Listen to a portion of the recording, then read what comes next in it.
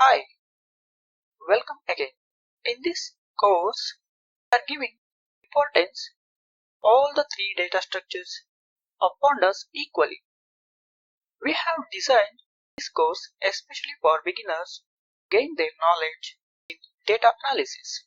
Beginners, please learn these basics before start working with the large files and also with projects. This course includes a number of exercises and final comprehensive projects for your better practice. This course is based on the latest version of the Pandas, the latest version of the Anaconda distribution, and I will show you how to work with the Anaconda Jupyter notebook. In this course, we are mainly giving importance for the basics of Pandas.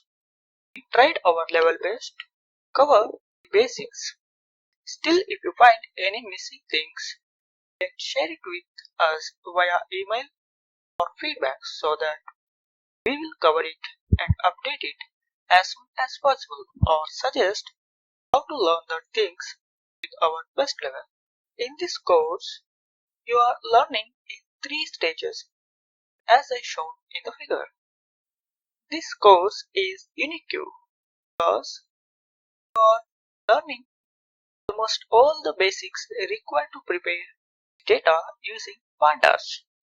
Please try to learn the things professionally so that it will also develop personality in you. As a beginner for data analysis with Pandas, please make yourself open-minded, acquire knowledge from different sources. Thanks for listening this. Let us meet in the next tutorial.